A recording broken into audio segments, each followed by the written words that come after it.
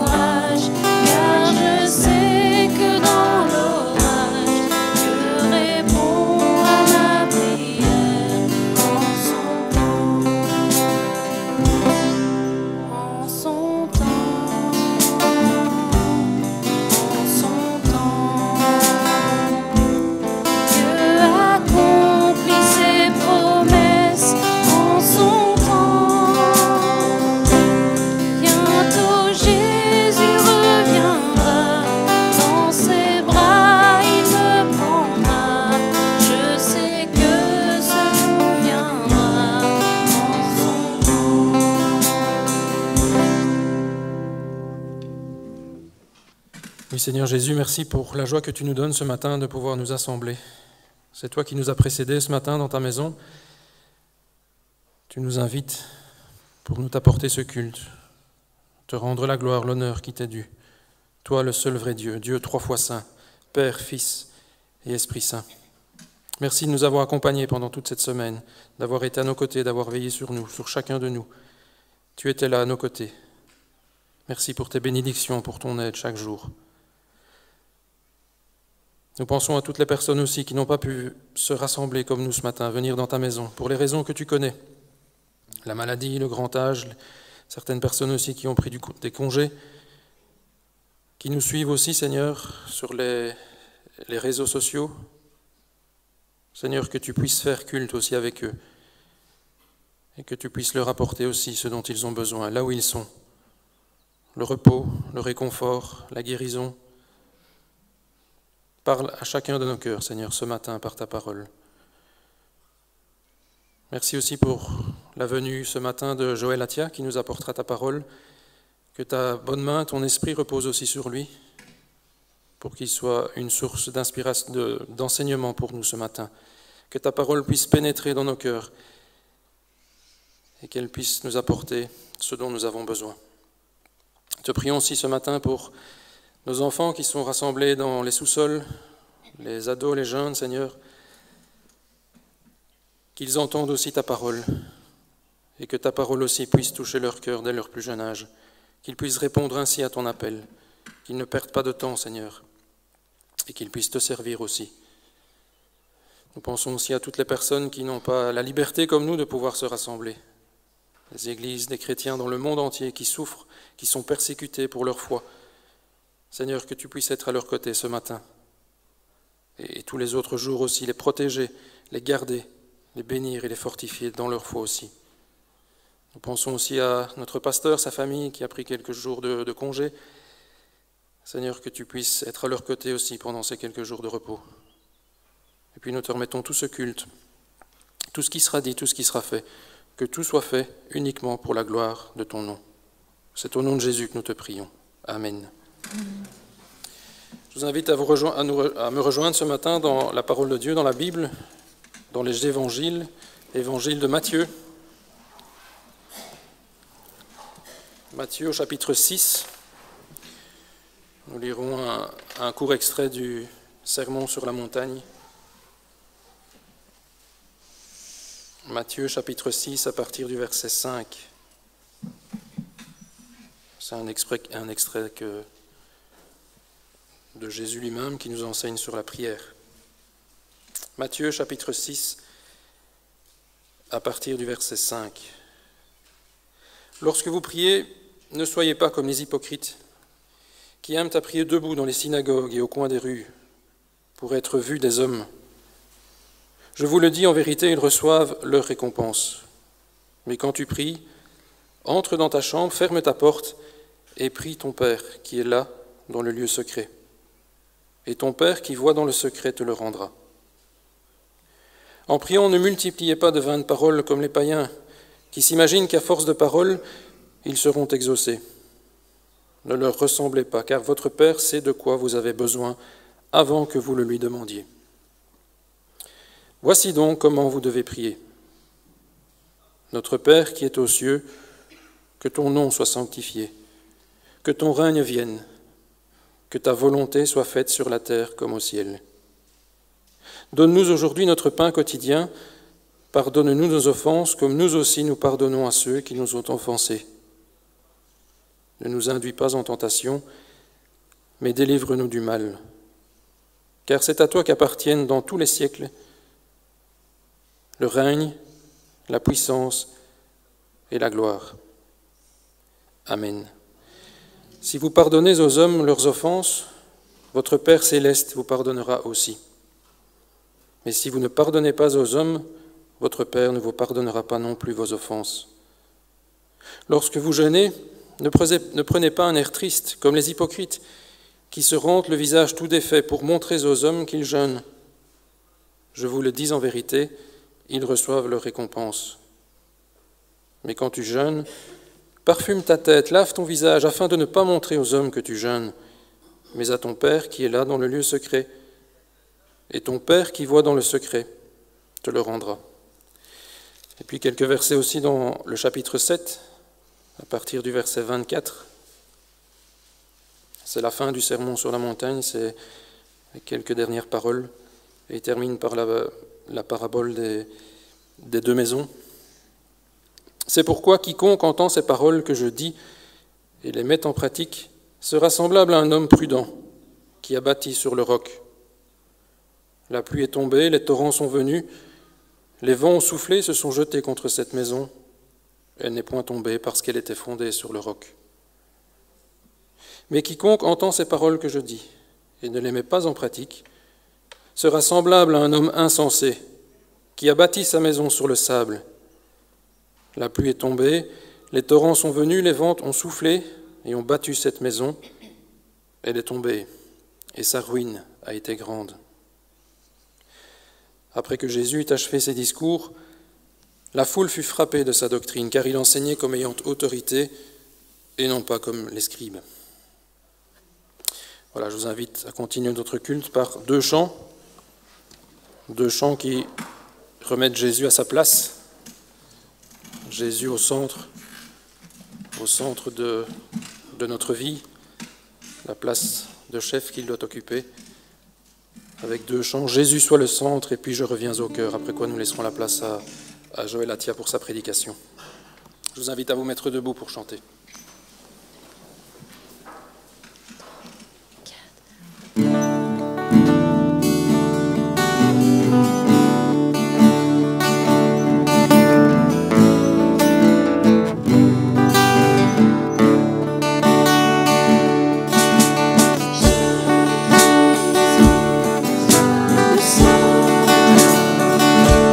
Sois ma lumière, sois ma source.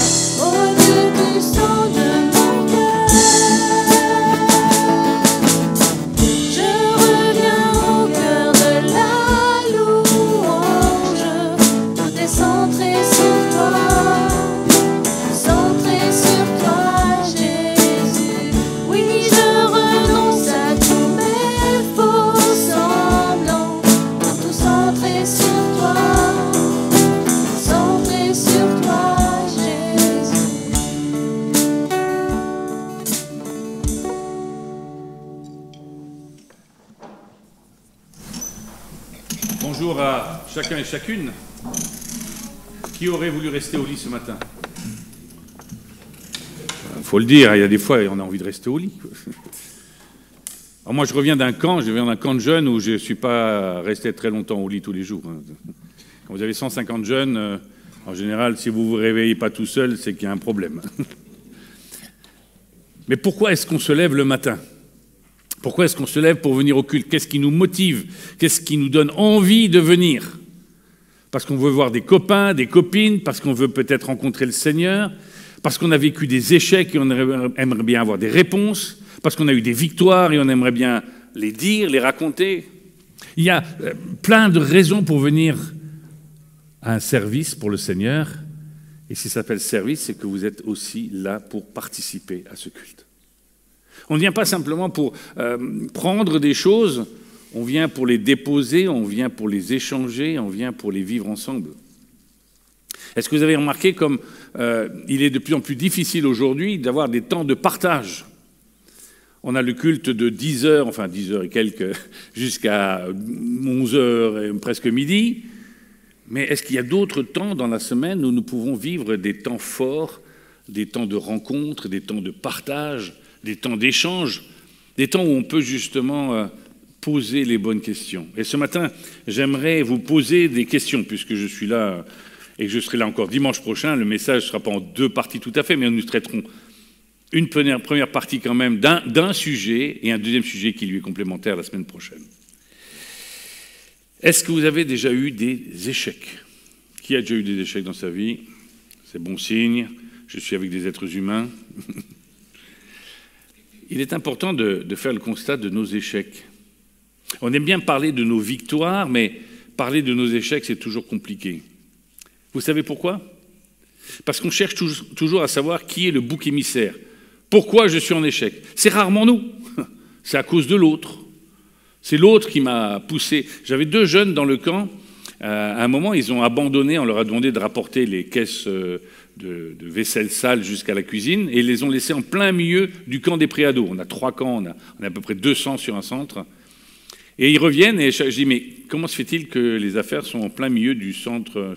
Et chacun dit, c'est à cause de l'autre. C'est compliqué quand c'est à cause de l'autre et que l'autre t'accuse toi-même.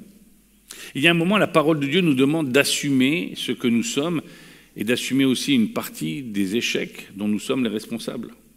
Trop souvent, aujourd'hui, on dit que les échecs, c'est à cause du diable, c'est à cause de ceci. Il y a de nombreuses situations où le diable est responsable. Il ne faut pas minimiser l'importance du diable et du combat spirituel. Mais il me semble que dans beaucoup de situations, il faudrait peut-être regarder à nous-mêmes. Pourquoi est-ce que je suis en échec?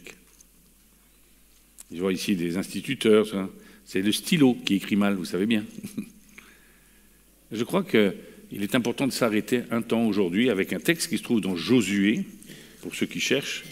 Dans Josué, nous lirons un texte qui se trouve au chapitre 7. C'est un gros morceau que nous allons lire, mais c'est important de le lire en entier, car souvent on n'en retient qu'une partie. Le texte se situe à un moment bien particulier, juste après une grande victoire. Quelle est la victoire que tout le monde connaît? Jéricho. Qui est-ce qui a gagné à Jéricho? Dites-moi les noms. Qui a gagné? C'est une question, c'est un peu interactif. Qui c'est qui a gagné? Les Juifs, le peuple israélite? Non. Qui a gagné à Jéricho? Eh bien, c'est là que, vous voyez, souvent nous parlons de nos victoires.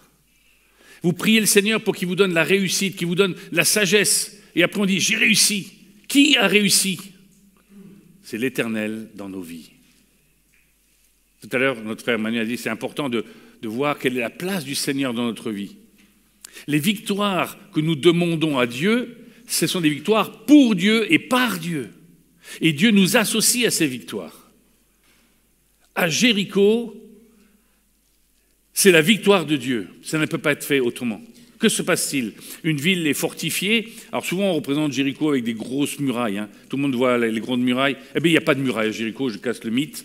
En fait, c'est une ville assez importante, grande comme plusieurs terrains de football, mais qui est entourée par des maisons qui sont les unes dans les autres, qui font que c'est difficile d'arriver au centre de la ville. C'est pour ça que vous avez entendu parler d'une certaine Rahab, qui est dans la généalogie de Jésus.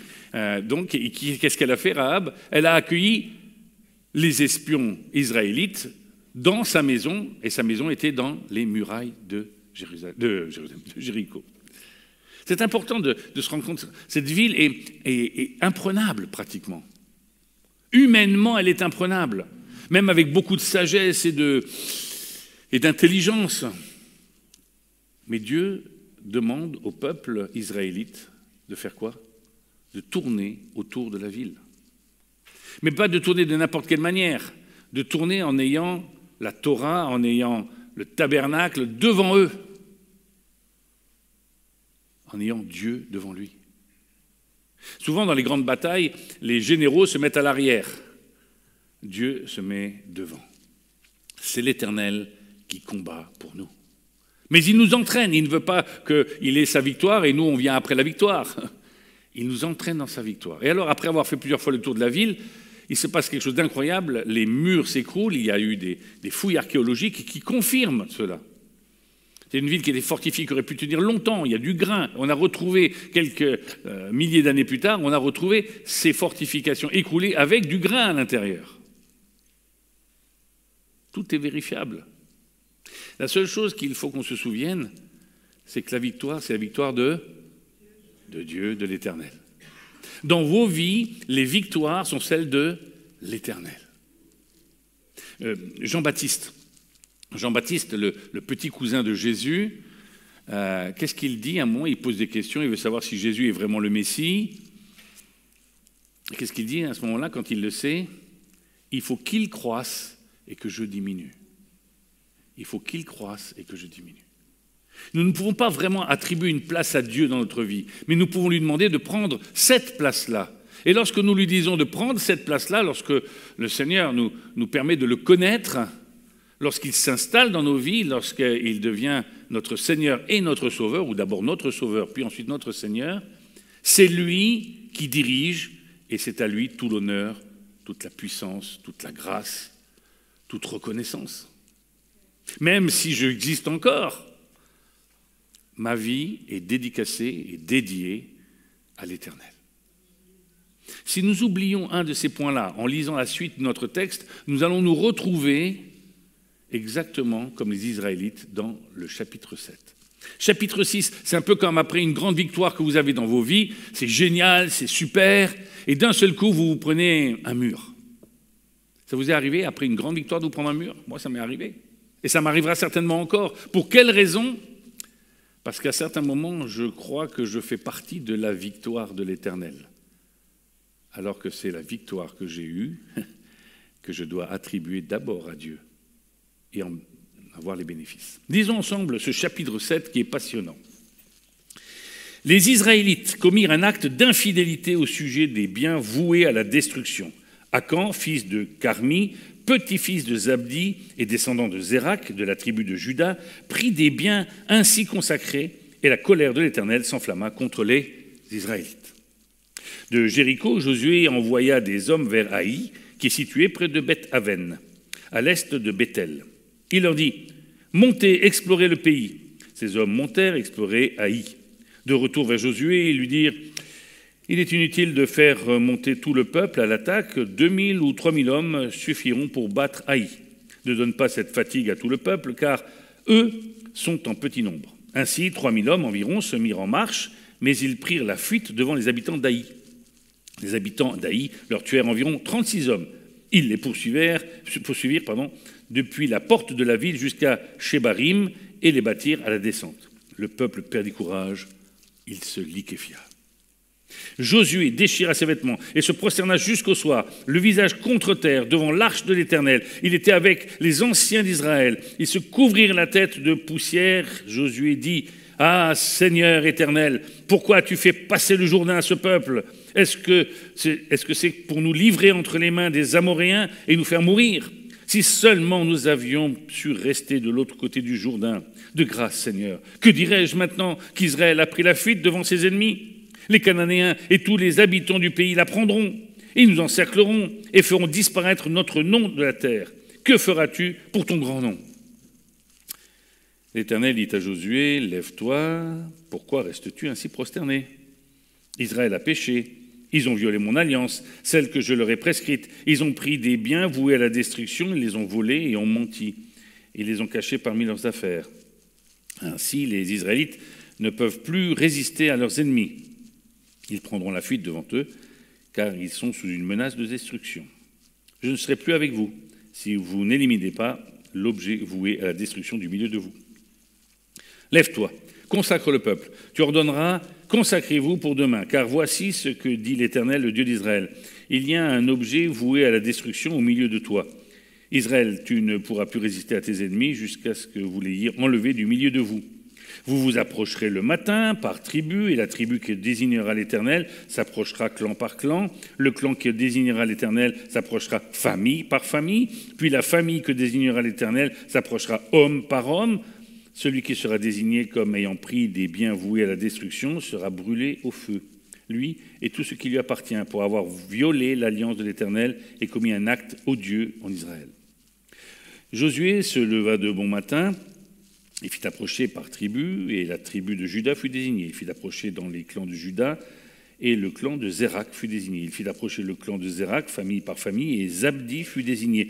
Il fit approcher la famille de Zabdi, homme par homme, et Akan, fils de Carmi, petit-fils de Zabdi et descendant de Zérak de la tribu de Juda, fut désigné. Josué dit à Akan, « Mon fils, donne gloire à l'Éternel, le Dieu d'Israël, et rends-lui hommage.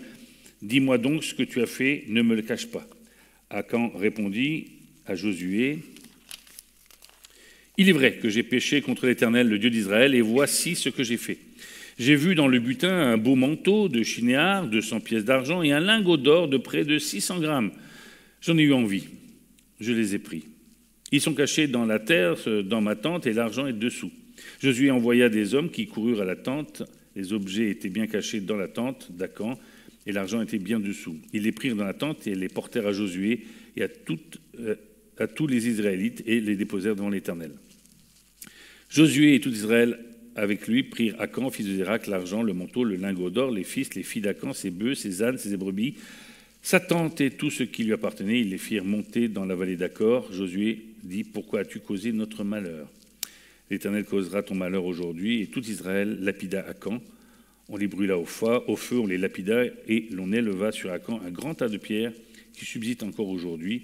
L'Éternel renonça alors à son ardente colère. C'est à cause de cet événement qu'on a appelé aujourd'hui cet endroit encore la vallée d'Acor. C'est un texte dur, n'est-ce pas ? C'était qu'un manteau. Il aurait peut-être pas coûté cher, même en solde, je ne sais pas. 200 pièces d'argent. Pour acheter quoi ? Je vous rappelle que les Juifs viennent de passer 40 ans dans le désert. Les femmes n'ont pas eu besoin de faire la cuisine ni quoi que ce soit, puisque le matin c'était manne et le week-end c'était des étourneaux. Il n'y a pas eu pour les hommes besoin de faire la guerre. Et là, ils rentrent dans le pays où coule le lait et le miel, c'est la promesse, et pour commencer, ils doivent se battre. Est-ce que vous vous rendez compte que lorsque nous abandonnons notre vie entre les mains de Dieu, ce n'est pas un long fleuve tranquille. Le pays où coule le lait et le miel, c'est la présence de Dieu, mais le monde dans lequel nous vivons est difficile. Et nous sommes facilement enclins à suivre le monde dans lequel nous vivons. Oh, pas surtout, juste pour une question de manteau de 200 pièces et 600 grammes d'un petit lingot d'or. Donc, je ne sais même pas ce qu'il va pouvoir faire, puisqu'il n'y a pas de question d'achat, de vente, pas de magasin, il n'y a rien. Nous sommes ainsi que lorsque nous devenons chrétiens, lorsque le Seigneur nous appelle, nous passons des fois à côté du fait que c'est lui qui nous a appelés. Dire « je me suis converti » est des fois un raccourci, dire plutôt « c'est Dieu qui a touché mon cœur ». Donner gloire à Dieu, c'est important de le faire non seulement au début, le jour du baptême, il y a eu des baptêmes, j'étais là, mais c'est de le faire jour après jour, dans le jeune âge comme dans l'âge avancé. On peut facilement oublier que Dieu est à l'origine de tout, au départ de tout, et il est encore à l'arrivée. Que se passe-t-il dans notre histoire? C'est aussi bête que ça. Ils ont pris des choses qui devaient être, et c'est marqué au début, consacrées à l'Éternel, vouées à l'Éternel, détruits, dans le sens où ça ne puisse pas servir à autre chose qu'à l'Éternel. Savoir séparer les choses pour ne pas être attaché à des choses matérielles ici ou des choses qui auraient pu nous différencier les uns des autres. Ça semble être pas grand-chose, mais ça bloque en partie tout le peuple. Mais nous allons revenir là-dessus. Il y a d'abord 2 autres péchés qui peuvent nous concerner aussi, dont le peuple est responsable. Mais vous êtes peut-être passé à côté. Reprenons le texte ensemble pour essayer de voir quels sont ces 2 autres péchés que nous pouvons voir dans notre texte. La première chose, nous voyons que Josué apprend qu'il y a une 2e bataille, et dans chacune de vos vies, en tant que chrétien, vous aurez, après une bataille, une autre bataille qui suivra une autre bataille. Nous sommes, comme le dit Paul aux Éphésiens, dans un combat spirituel. Ce n'est pas contre la chair et le sang, mais bien contre quelque chose que nous ne voyons pas, mais qui est bien existant. Josué envoie des soldats, il l'avait fait pour la première fois. La première fois, il a dit ouais, c'est compliqué, Jéricho, mais on a rencontré une femme. Bon, c'est une prostituée, mais enfin, voilà, elle nous donne les tuyaux et tout ça, voilà. Il se confie en l'Éternel, il dit je ne peux rien faire d'autre. Et la victoire est au bout. Là, il envoie des espions, les espions vont voir, ils font waouh, ouais, c'est une petite ville, ça sera fastoche. Comme des fois dans nos vies, on ne se rend pas compte que chaque moment de notre vie peut être une occasion de chute. Il n'y a pas de moment fastoche dans nos vies. Moi, je fais des camps depuis, on va dire longtemps, un peu plus de 45 ans. Je fais des camps tous les étés, pratiquement entre 1 et 4 camps. Des fois, j'aurais tendance à dire on va répéter un peu les trucs de la fois d'avant. Ça ne marche pas. D'abord parce que les enfants, les jeunes changent, ils sont toujours différents, mais parce que les combats sont chaque fois différents. Les problématiques sont encore différentes. Aujourd'hui, les problématiques sont plus évidentes. Elles sont sur les questions du genre, elles sont sur les questions du harcèlement. Mais nous aussi, en tant qu'adultes, nous pouvons rencontrer ces problématiques. Le problème de savoir qui je suis, où j'en suis. Est-ce que j'arrive à confier toute ma vie à l'Éternel, ou est-ce qu'il y a encore des points, mais bon, il y a des points que non, pas maintenant, plus tard. On verra ça plus tard. Vous voyez que Josué, ici, il envoie les soldats pour savoir comment va être le combat, mais il commet une erreur fatale. La première fois que les espions sont revenus, parce que ça semblait difficile, ils ont pris du temps pour prier. Ils ont invoqué l'Éternel pour savoir ce qu'il fallait faire. Dans cette 2e situation, qui semble plus facile, à aucun moment, vous lisez le texte, on ne parle d'une convocation devant l'Éternel. Dans la vie, il ne s'agit pas de prier pour savoir s'il faut acheter des yaourts à la vanille ou à la fraise. Il s'agit de savoir quels sont les combats et comment mener les combats de chaque jour. Discerner les difficultés qui sont devant nous pour les remettre à l'Éternel. Même si ça semble ressembler à une histoire qu'on m'a racontée ou quelque chose que vous avez lu dans un livre. Il n'y a pas de recette toute faite pour les combats que vous menez chaque jour.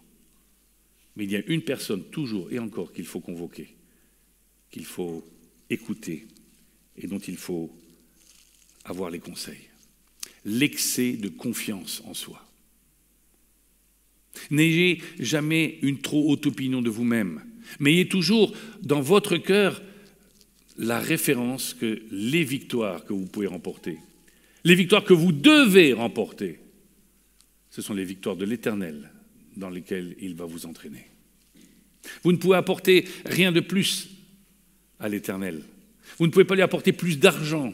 Vous ne pouvez pas lui apporter plus de temps. À lui, tout lui appartient.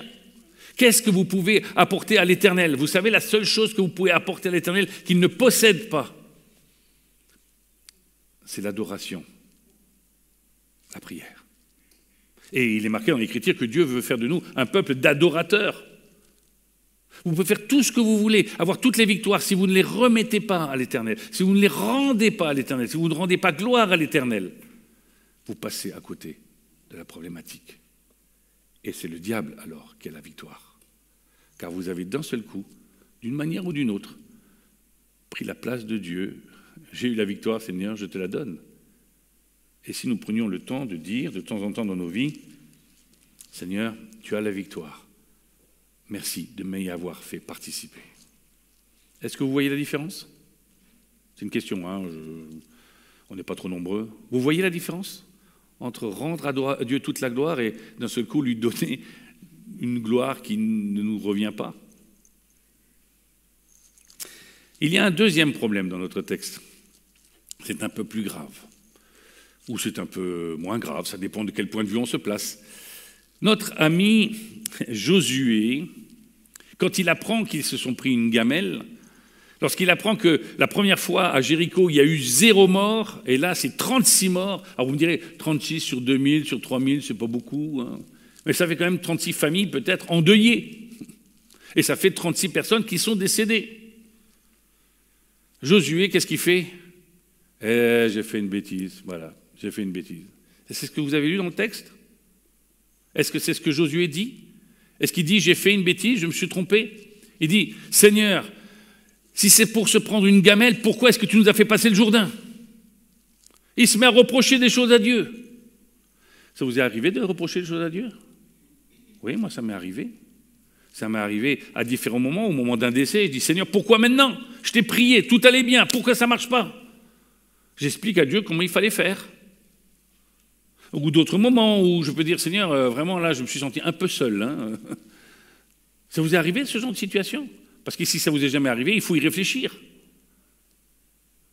Vous continuerez encore et encore à reprocher les choses à Dieu alors que Dieu est là dans toutes les situations. Il nous a promis, c'est Jésus qui nous le promet, je serai avec vous tous les jours. Et en plus, même pendant qu'on dort, il est là. Donc, il y a un moment où il faut prendre conscience que Josué a commis une deuxième erreur. On a tous vu le péché d'Acan. Il a fait quelque chose qu'il ne fallait pas faire, et on va y revenir après. Mais on n'a même pas vu le péché d'oublier de prier, d'oublier de consacrer, d'oublier de laisser passer Dieu dans tous les jours de notre vie. C'est lui qui nous a précédés dans l'éternité. N'oublions pas que nous serons toujours ses serviteurs. Dans ce deuxième cas, où Josué est dans cette situation où il se plaint à Dieu, c'est le problème d'être trop rapide, trop hâtif. C'est de manquer de discernement. On aimerait bien avoir des réponses rapides. Vous connaissez cette personne qui prie, qui dit « Seigneur, s'il te plaît, donne-moi la patience tout de suite ». C'est souvent avec humour qu'on dit cette chose-là. N'avez-vous jamais dit à Seigneur « en ton temps », mais si tu pouvais un peu te dépêcher, là, c'est... Et vous savez que le problème, quand nous pensons que le temps est trop long, c'est qu'on se met, encore une fois, à la place de Dieu. On explique à Dieu que, tu sais, tu vois, il y a le chrono, là. Je me rappelle d'une dame qui me disait, elle disait, Seigneur, je te prie que je rencontre un mari, mais tu vois que bientôt je ne pourrai plus avoir d'enfants. J'étais là ce jour-là, je dis oui, mais enfin Dieu il peut faire aussi que tu aies des enfants quand c'est pas possible pour les hommes, quoi. Je veux dire, ouais, tu comprends. Alors elle a cherché un homme avant de chercher Dieu. Ça n'a pas été facile, ça a été même une catastrophe. Et Dieu a eu de l'humour puisqu'il lui a permis de rencontrer quelqu'un d'autre et bon, les choses se sont faites. On aimerait bien que les temps de Dieu soient calqués sur nos temps à nous. On connaît ces versets, on dit « les pensées de Dieu ne sont pas les nôtres ». Mais elles peuvent devenir les nôtres. On n'a pas dit que nos pensées vont devenir les pensées de Dieu. Et cela est possible grâce à notre Seigneur Jésus, grâce à la présence de l'Esprit Saint en chacun d'entre nous. C'est lui qui nous indique, qui nous donne aussi la capacité d'attendre. Frères et sœurs, ne nous précipitons pas. Josué, il a parlé plus vite qu'il n'a réfléchi. Il a manqué de discernement. Il y a quelques années, j'écoutais certaines personnes quand on parlait de créer des écoles chrétiennes. J'ai dit, mais ça ne marchera jamais. Ça ne marchera jamais. Ben oui, évidemment, si ça ne marche jamais, ce n'est même pas la peine de commencer. Heureusement que quelques personnes ont commencé. On n'aura jamais l'argent. Combien de projets se sont réalisés? Même pire que ça. Lorsqu'on lit les témoignages de George Muller, par exemple, qui a fait ses orphelinats en Angleterre, et qui priait tous les jours, et Dieu lui accordait tous les jours ce dont il avait besoin en son temps et en quantité suffisante. Aujourd'hui, quand il y a un projet, on dit on va d'abord rassembler toutes les finances, on va tout faire. Quand on a tout, on peut y aller. Ça, c'est de la foi. La foi, ce n'est pas de faire n'importe quoi, mais c'est d'avoir du discernement. La foi, c'est d'attendre le temps de Dieu. Des fois, c'est long. Mais c'est toujours juste. Notre ami Josué, chef religieux, choisi par Moïse, homme sage d'entre les sages, dérape. Est-ce que ça peut arriver à Joël? Oui, bien sûr. Est-ce que ça lui est déjà arrivé? Oui. Est-ce que ça lui arrive encore? Oui. Qui est-ce que ça énerve? Joël. Je suis obligé de revenir tout le temps en me rappelant que ma référence, mon point d'ancrage, mon point de départ et mon point d'arrivée, c'est encore et toujours Dieu. Même si c'est compliqué. Même si c'est compliqué. Enfin, nous arrivons à ce passage particulier où Dieu indique calmement à Josué, qui est tout excité, « Écoute, on va faire un truc, on va chercher où est le problème. » C'est quand même assez curieux, mais Josué se plie. Il se plie et il va découvrir où est le problème.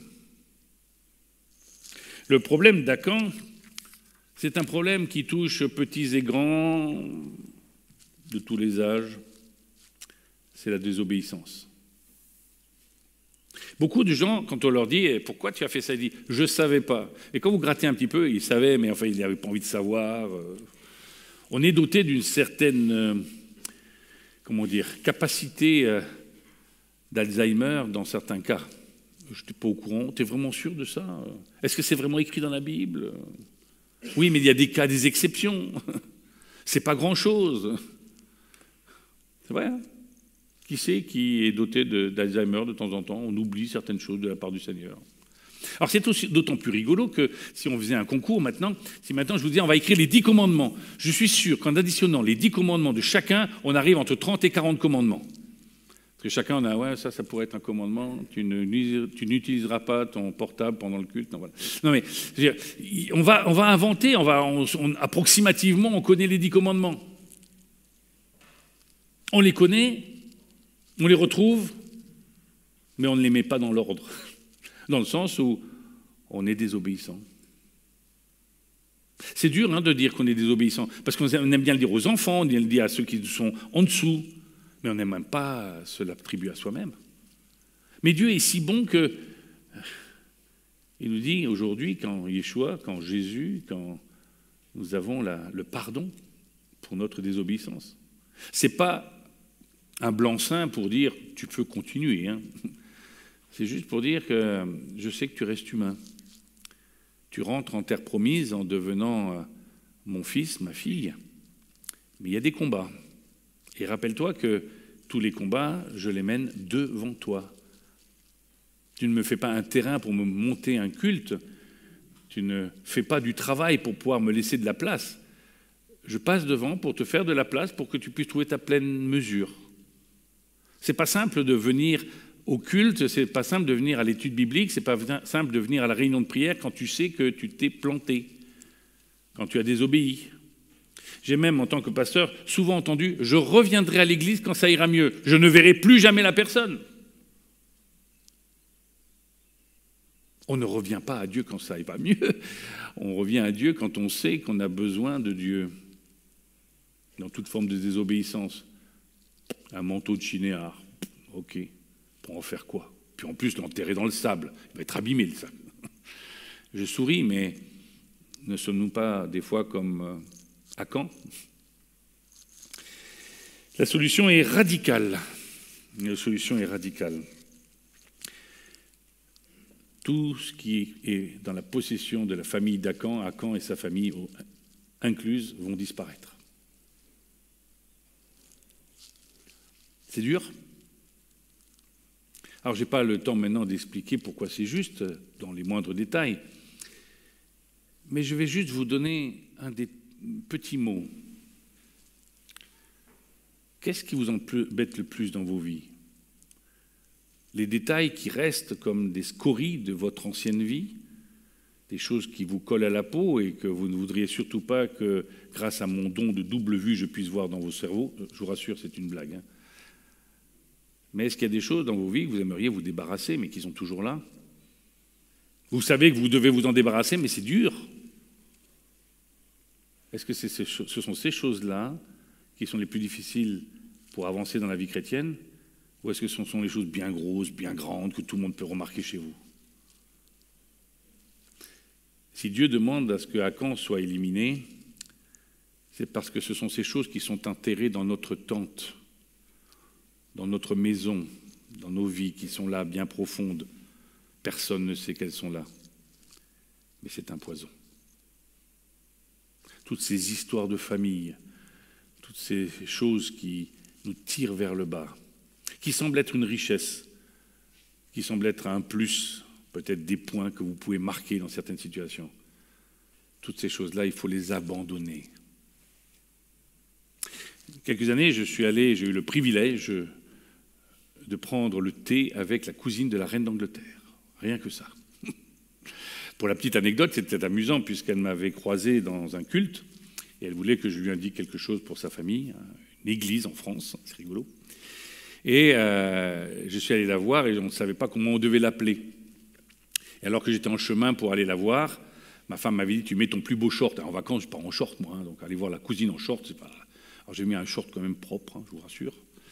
Et alors que j'étais en chemin, elle se tourne vers moi, cette dame qui était en train de tailler ses fleurs, et elle me dit « Bonjour Joël !»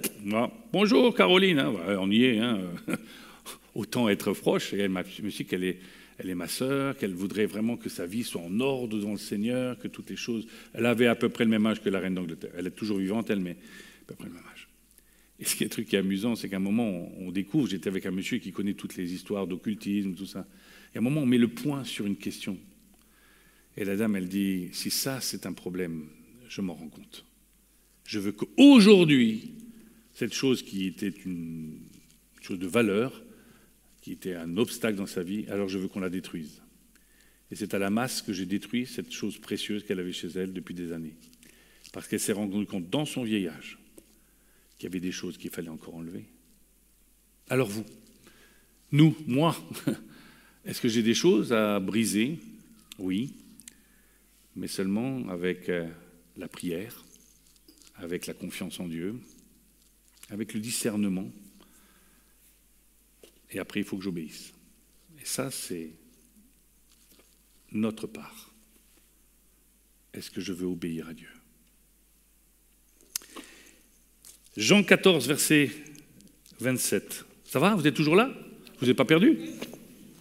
Mais c'est joyeux comme ce que je dis, c'est comme une bonne nouvelle. Dieu nous donne la victoire. Dieu nous donne la victoire et nous la verrons la semaine prochaine. Si vous êtes là la semaine prochaine, il y aura la suite. C'est la victoire qui suit le constat. Jean 14, verset 27. Moi, je trouve que c'est une bonne nouvelle quand Dieu nous corrige, parce que ça veut dire qu'il nous aime et ça veut dire qu'il nous permet d'aller de l'avant. Jean 14, verset 27, si je ne me suis pas trompé. Voilà. C'est Jésus qui parle. Je vous laisse la paix. Je vous donne ma paix.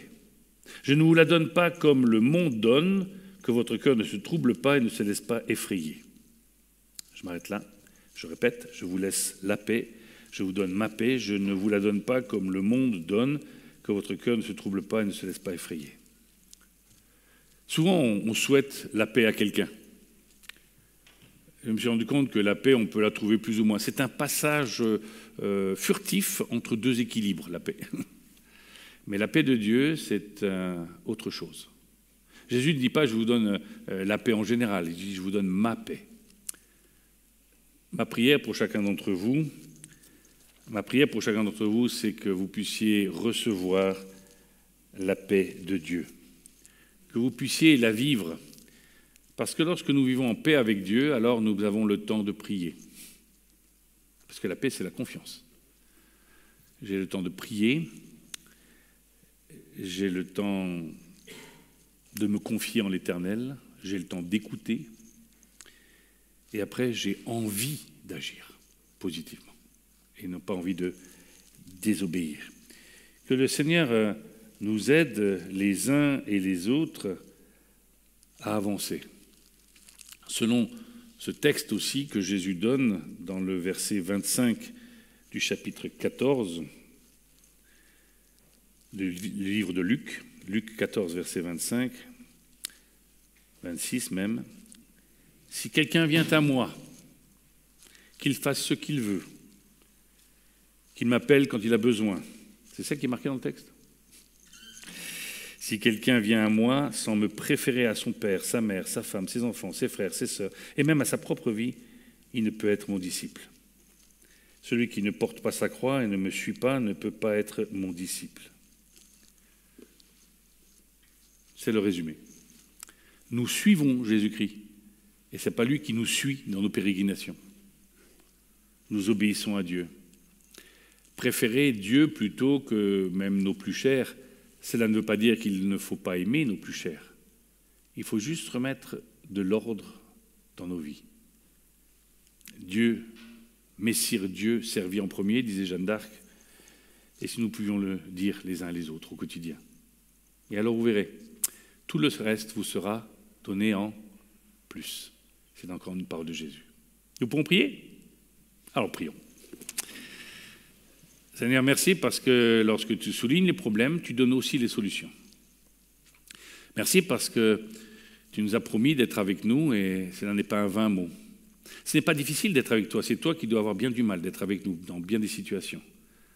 Alors ensemble, nous te demandons pardon pour toutes les situations où nous devons t'emmener dans des méandres de nos vies. Apprends-nous, Seigneur, à te faire confiance. Apprends-nous à prier. Apprends-nous à obéir.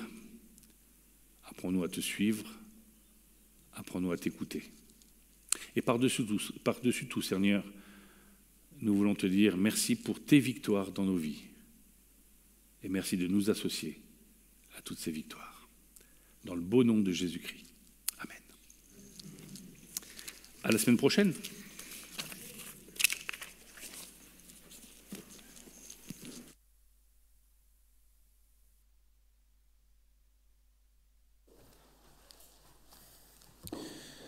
Merci à Joël pour sa prédication ce matin. Et rendez-vous pour la suite, alors la semaine prochaine. Alors, nous ferons un plaisir de l'écouter. Je vous invite à continuer notre culte par un chant qui s'intitule « Au-dessus de tout ». Nous restons dans cette lignée aussi de chants où Jésus doit occuper la première place dans nos vies. Et on chantera aussi ce chant. Je vous propose de nous mettre debout aussi pour chanter ce chant.